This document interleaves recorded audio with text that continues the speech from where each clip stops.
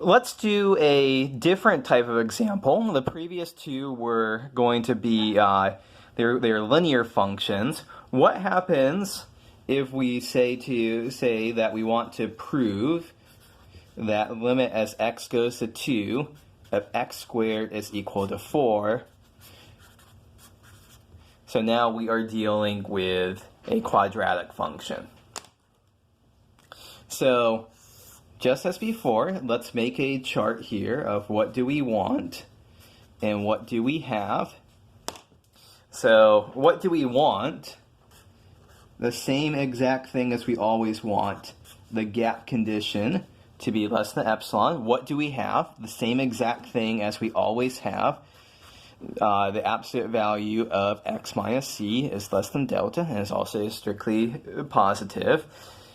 But that's not the interesting thing we always want to have to fill in here. Well, let's label everything. 2 is our c, f of x is x squared, 4 is our L. So absolute value of x squared minus 4 is less than epsilon. And what do we have? Well, we have that absolute value of x minus 2 is less than delta. So in our chart of steps, so far we just wrote down what we want and what we have. Now we have to find a way to relate them together. So when we look at the want, well, x squared minus 4, that factors. That factors as x minus 2 times x plus 2 is less than epsilon. And this is good because we are working on relating them together here. We see an x minus 2. We see an x minus 2 here. And so those are related together. Now, we just have to figure out, so this is wonderful. The only thing that's causing us trouble is what to do with the absolute value of x plus 2. So before I go on to do the right thing to do, I'm going to show you the wrong thing to do. Let me get a clean piece of paper for this.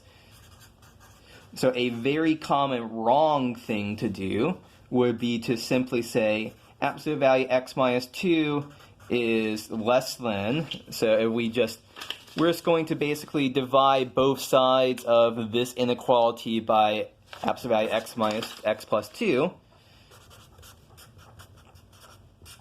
And so the wrong thing to do would be to say, okay, this is what we want, so delta is equal to epsilon over absolute value x plus 2.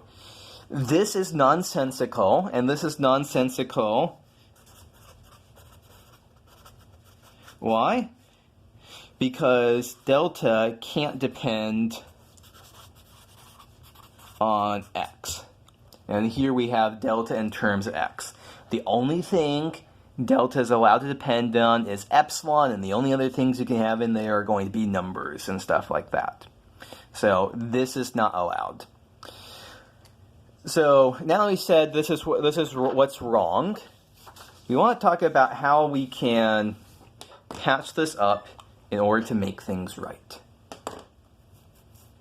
And so what do we do to patch things up to make things right? Well, we still want to get rid of this absolute value x plus 2. And here's how we're going to do that. We're going to assert that delta is at most 1. And we are welcome to assert that delta is less than or equal to anything. And because delta is at most 1, then that tells us that if x minus 2 is less than delta, then x, which is 1 here, then x is between 3 and 5. Right? Because if delta is saying how far, I went the wrong way there. I went around 4, not around 2. If delta is within 1 of 2, it has to be within 1 and 3. 3 and 5 would have been if we were doing this for x minus 4.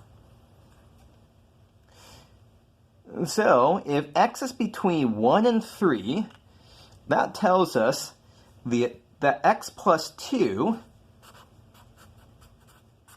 must be between 1 plus 2 and 3 plus 2, which is x plus 2 is between 3 and 5.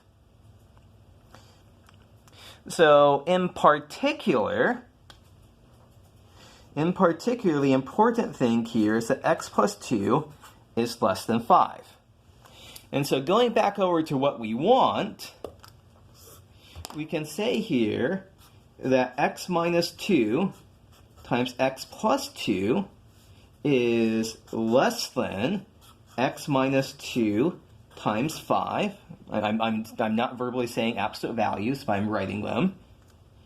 And so now we can say, oh, if we want this to be less than epsilon, then x minus 2 is less than epsilon over 5. And this tells us how we choose our delta. So going back to our steps we related them together. So we found a way to write this x minus 2 here. But in order to figure out how to choose delta in terms of epsilon, we had to first say that delta can't be bigger than 1. And then, crunching that through, that gives us x plus 2 is less than 5. So we can replace absolute value x plus 2 with 5. And now we can see delta is going to be epsilon over 5. So we have two restrictions on delta here. One is that delta is going to be epsilon over 5. One is delta is going to be less than or equal to 1. And so if those two conflict, we're just going to pick the smaller number. So when we write down our final statement, that's going to look like this.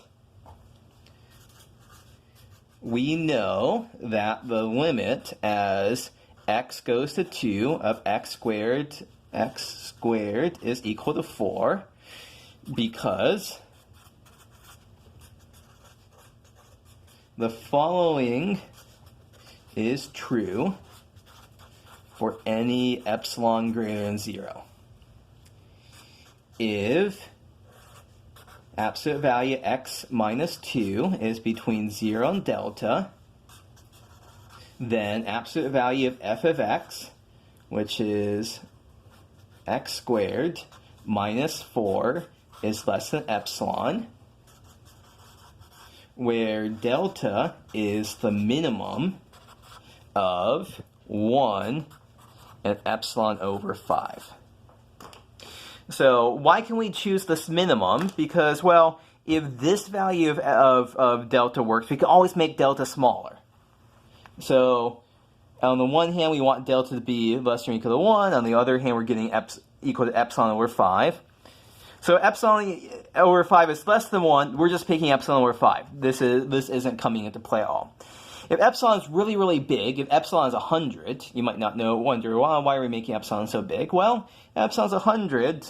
Epsilon over 5 would be 20. Let's just says pick 1 instead, because we always make that delta smaller and have things work.